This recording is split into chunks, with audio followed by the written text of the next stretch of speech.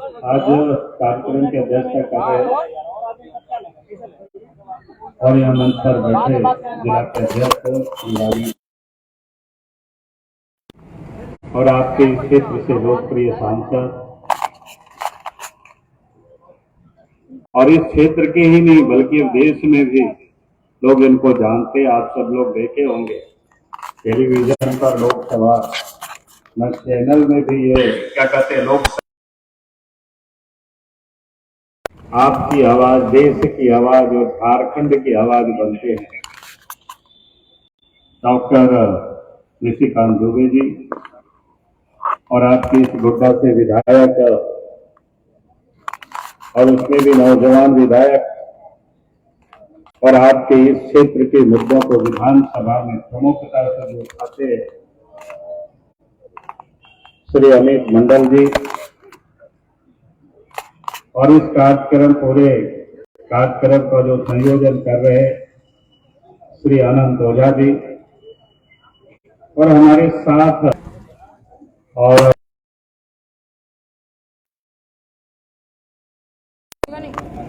इस कार्यक्रम में उपस्थित बहनों और भाइयों को इसके साथ अभी आप सब लोग इस सिलसिला के धूप में यहाँ पर उपस्थित है। मैं आप सब लोगों की गर्मी को मैं देख रहा हूँ।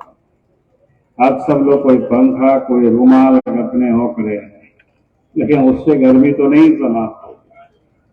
आज ये यात्रा का ये तीसरा दिन है और आपको जैसे बताया कि भोगनाडी से यात्रा प्रारंभ हुआ तो जहां सीधो कानो चांद भैरव और फूलो जानो की जन्मभूमि है और कर्म भूमि है और जहां से स्वतंत्रता के 1855-56 में देश को आजाद करने के लिए हजारों लोगों का नेतृत्व किया था और वैसे जन्मभूमि से इस कार्यक्रम को हम लोगों ने प्रारंभ किया है और प्रयास है कि इस झारखंड के सभी 81 विधानसभा क्षेत्रों में ये संकल्प यात्रा जाएगी और संकल्प यात्रा में करना क्या है, कभी आपको बता रहे थे कि भाई हमें जनता को आप संकल्प लेना है इस देश से भी और इस प्रदेश से भी भ्रष्टाचार मुक्त शासन हमें लाना और देश के प्रधानमंत्री नरेंद्र मोदी जी ने 15 अगस्त को लाल किला की प्राचीर से उन्होंने क्या घोषणा किया, भ्रष्टाचार को समाप्त करना है और भ्रष्टाचारियों को जेल में डालना है, भ्रष्टाचारियों को सामाजिक रूप से भी उनको तिरस्कृत करना है क्योंकि भ्रष्टाचार ने इस देश की विकास को अवरुद्ध किया, झारखंड के विकास को भी उन्होंने रोका है और इस राज्य में जो राज्य के मुख्यमंत्री है हेमंत सोरेन जी, इस सरकार में उनको लोग सहयोग कर रहे हैं, राष्ट्रीय जनता दल है उनको लोग सहयोग कर रहे हैं, वो कांग्रेस पार्टी है, ये सारे के सारे लोग परिवार के लिए लोग राजनीति करते हैं, पैसे के लिए लोग राजनीति करते हैं और जब तक ये लोग सत्ता में बैठे रहेंगे कभी भी ये राज्य का विकास नहीं हो सकता है, राज्य की कभी भी प्रगति नहीं हो सकता है और इसीलिए आज आप देखते होंगे झारखंड में किस प्रकार से भ्रष्टाचार इस प्रदेश के अंदर में सरकारी हर दफ्तरों में आपको मिले, चाहे आप थाना जाइए, चाहे आप ब्लॉक जाइए, अंचल जाइए, जिला जाइए, कोई भी काम हो बिना पैसा से कोई काम नहीं होता।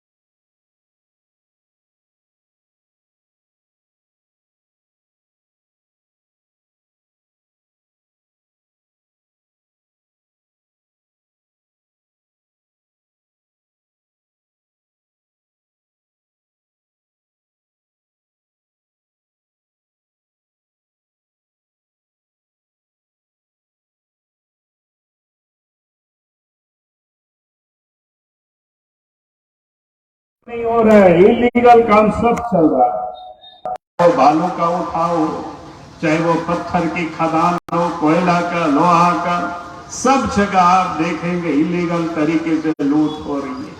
यानी कानून को दाग पर रख करके काम वहां से कराया जा रहे हैं। और इस कारण से आज इस प्रदेश के अंदर में अब क्यों कराए जाते हैं? क्योंकि इसलिए कि अगर कानून सम्मत काम होगी तो फिर पैसा कहां जाएगा? सरकार की खजाना में। और इलीगल काम होगा, बिचौलियों से काम होगा, दलालों से काम होगा, तो पैसा कहां जाएगा? हेमंत सोरेन की खजाना में जाएगा, उनकी तिजोरी में जाएगा। और आज झारखंड में यही हो रहा है। हम लोगों ने विधानसभा में कई एक दफा राज्य सरकार से कहा, कम से कम ये जो बालू की घाट है, जब तक टेंडर नहीं हो जाता है तब तक तो कम से कम आप झारखंड वासियों के लिए तो फ्री कर दीजिए, ताकि झारखंड लोग घर बनाएंगे, अपना प्रधानमंत्री आवास भी बनाएंगे, तो उनको फ्री नदियों से बालू मिल जाएगी, पैसे नहीं लगेंगे। लेकिन सरकार उसको सुनती नहीं है, क्योंकि सरकार को तो उसे पैसे आते हैं, 10 चक्के, 12 चक्के, 18 चक्के, 20 चक्के गाड़ी से नदी से बालू झारखंड से बिहार को जाता है, बंगाल को जाता है, यूपी को जाता है, यानी सब 2 नंबर के रास्ते बाहर जाता है। आप अगर घर बनाने के लिए नदी से उठा के ले जाएंगे तो पुलिस वाले आपके ट्रैक्टर को पकड़ लेते, आपके ऊपर केस करते, नहीं तो हरा हरा नोट दीजिए तब आपको छोड़ देंगे। होता है कि नहीं होता है? बताइए, ऐसा हो रहा है कि नहीं हो रहा है? नहीं तो आप लोग कहेंगे ऐसे ही बोल रहे हैं। अब याद करिए, जब इस प्रदेश अलग झारखंड राज्य बना था, उस समय हम लोग इस प्रदेश में सरकार थे, मुख्यमंत्री थे, काम करने का मौका मिला था, तो नदी के बालू घाट को तो जनता के लिए हमने फ्री छोड़ दिया था, कोई पुलिस वाले किसी को नहीं पकड़ता था। लेकिन आज तो कमीशन कर दिया, और इसीलिए मैं आज सब लोगों से कह रहा हूं। और आपने देखा होगा कि इस राज्य की जो सरकार है वो हमने कहा कि लुटेरी सरकार है, जमीन को भी लूट रहे। अब यहाँ के जो मुख्यमंत्री है अपने को कहता है कि हम आदिवासी हैं, आदिवासियों के हितैषी हैं। भाई, लेकिन आदिवासियों को भी सबसे अधिक इन्होंने लूटा है। आदिवासियों का जमीन को इन्होंने लूटा, औने पौने दाम पर इन्होंने खरीदा, नाम बदल बदल करके इन्होंने खरीदा। जरा सोचिए कि ऐसा भी अगर राज्य के मुख्यमंत्री होंगे तो फिर कैसे राज्य बचेगा? कैसे यहाँ गरीब गुरुओं की जमीन बचेगी? जहाँ मुख्यमंत्री अगर ठगते हैं तो फिर उनके दलाल और बिचौलियर अफसर तो और ही गरीबों को ठगेंगे।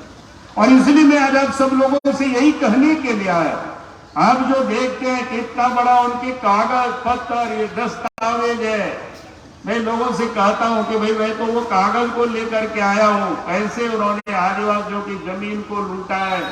अब इसको जब देखेंगे, इतना मोटी कागज है, इसमें से सैकड़ों ऐसी जमीनों की दस्तावेज का एक नोटबुक है छोटा सा, जो हम लोगों को प्राप्त हुआ है खोज खबर करके इधर उधर से।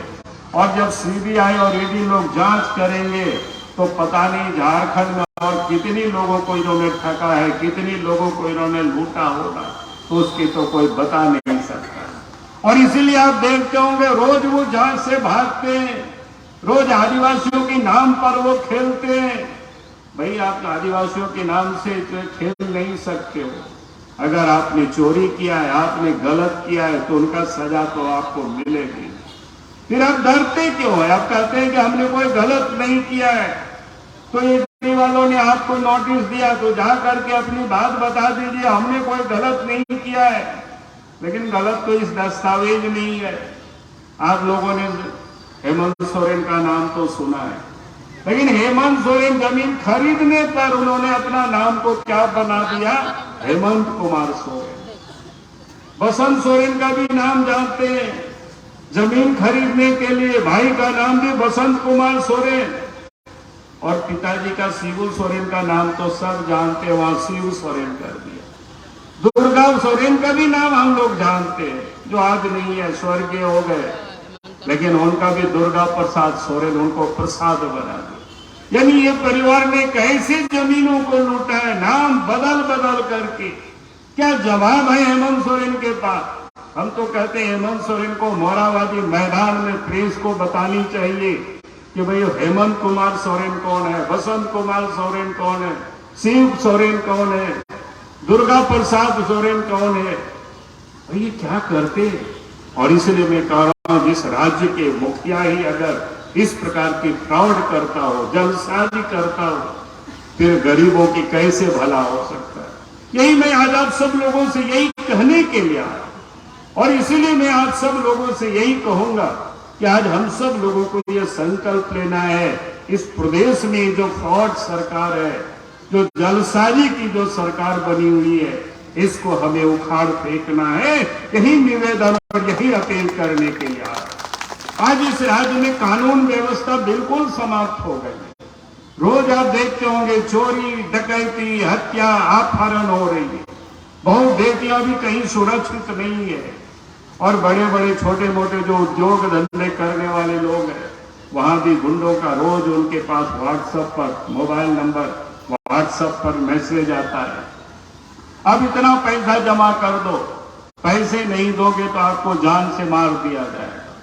पुलिस को लोग बेचारा सूचना देते हैं तो पुलिस वाले कहते हैं कि अपराधियों से मिलकर के अपना मैनेज कर लो, हम आपको बचा नहीं सकते।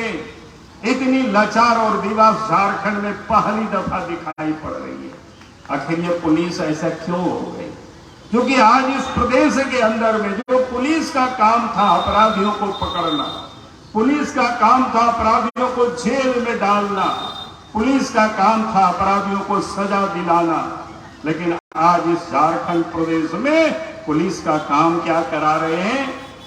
एक तो जो सरकार के विरोध में जो लोग आवाज उठाते हैं उनके ऊपर केस कराते हैं, उनको तरह तरह के मुकदमों में फंसा करके उनको प्रताड़ित करते हैं। और उसका जीता जगता एक उदाहरण तो आपके एमपी साहब है, 2-3 दर्जन इनके ऊपर केस किया गया। और इतना ही नहीं, छोटा मोटा कोई भी वर्कर हो, जनता हो, जो ट्विटर में भी लिखते हैं सरकार के विरोध में, तो उनके ऊपर भी केस करते हैं। पुलिस का काम यही है एक, और दूसरा काम है वसूली करना, पैसा वसूली करना। जब पुलिस के थानेदार से बात करो, एसपी से बात करो कि भाई क्यों करते हो, वेतन आपको मिलता है, तो पुलिस वाले कहते हैं कि हम क्या करें, हमें ऊपर तक पहुंचाना होता है। तो ऊपर कहां है आप जरा सोचिए। जिस प्रदेश में अगर हम तो लोगों से कहते हैं, बहुत सारे लोग पूछते हैं कि भ्रष्टाचार कैसे समाप्त होगा, मैं दावे के साथ कहता हूं, जिस दिन सत्ता में बैठे हुए लोग अफसरों से ट्रांसफर पोस्टिंग में पैसा लेना बंद कर दे, कोई भी कर्मचारी और पदाधिकारी की हिम्मत नहीं होगी गरीब जनता से वो पैसा वसूल करे। लेकिन आज इस प्रदेश में यही हो रहा है, और इसी कारण से वसूली हो रही है। और इसीलिए हमने कहा कि हमें यही संकल्प है, देश के प्रधानमंत्री का जो संकल्प है कि जो भ्रष्टाचार को समाप्त करना, परिवारवाद को समाप्त करना। आप देखें, जो लोग एक साथ मिलकर सरकार चला रहे हैं वो लोग सिर्फ परिवार को पोषक है, चाहे कांग्रेस पार्टी हो, चाहे राष्ट्रीय जनता दल हो, चाहे झारखंड मुक्ति मोर्चा हो, परिवार से बाहर वो कुछ नहीं सोच सकते। ये लोग परिवार के लिए राजनीति करते, और दूसरा वो पैसे के लिए राजनीति करते। और इसलिए मैं आप सब लोगों से ये कहूंगा कि जो वंशवाद की जो राजनीति, परिवार की जो राजनीति है, इसको समाप्त होनी चाहिए। तभी इस राज्य के अंदर में सब विकास झारखंड का हो सकता है, तभी झारखंड के बाकी लोगों को भी न्याय मिल सकता है, तभी ये भ्रष्टाचार भी समाप्त हो सकता है। यही कहने के लिए आया। और इसलिए आज आप देखते होंगे विकास की कामों झारखंड में तो ठप पड़ा हुआ है। झारखंड सरकार के हाथों कहीं कोई काम नहीं हो रहा है, कमाने में सरकार लगी हुई है। अब देश के प्रधानमंत्री जो पैसे यहाँ भेजते हैं वो भी सही प्रकार से गांव के गरीब किसान मजदूरों के यहाँ तक नहीं पहुंच रहा है। अभी राशन की चर्चा हो रही थी। देश के प्रधानमंत्री नरेंद्र मोदी जी ने कोरोना काल से गरीब कोई भूखे नहीं रहे, गरीब के घर में भी चूल्हा जले, तो उन्होंने प्रत्येक महीना प्रत्येक व्यक्ति 5 किलो अनाज मुफ्त में भेज रहे हैं। लेकिन वो भी अनाज गरीबों को सही समय पर मिल नहीं पा रहा है। और इसी क्षेत्र में बरहेट विधानसभा में तो बहुत बड़ा घोटाला हुआ। जहां आदिम जनजाति रहते, पहाड़िया लोग रहते, उनके तो अनाज को सरकार ने मुख्यमंत्री के क्षेत्र में सब भिजवा दिया, और जिन लोगों ने बेचा उन लोगों के ऊपर कोई कार्रवाई नहीं की। अगर वास्तव में मुख्यमंत्री उसमें शामिल नहीं होते उस भ्रष्टाचार में, तो मुख्यमंत्री उन पदाधिकारियों के ऊपर केस करते, डीसी के ऊपर केस करते और उनको रस्सा, डांड पर रस्सा लगा करके उसको जेल में डाल देते, लेकिन उन्होंने काम नहीं किया। इसका मतलब है कि मुख्यमंत्री भी शामिल है उस गरीबों के अनाज को बेच करके हिस्सा लेने में। तो देश के प्रधानमंत्री गरीबों के लिए अनाज भेजते हैं, लेकिन वो भी गरीबों के यहां तक नहीं पहुंचता है। जरा आप सोचिए, देश के प्रधानमंत्री चाहते गरीब को भी स्वच्छ जल मिले, नल से जल मिले, लेकिन वो योजना भी आधार में लटका हुआ है। कहीं देश के प्रधानमंत्री चाहते गांव तक भी अच्छी सड़कें बने, लेकिन वो योजना भी आधार में लटका देते हैं राज्य सरकार।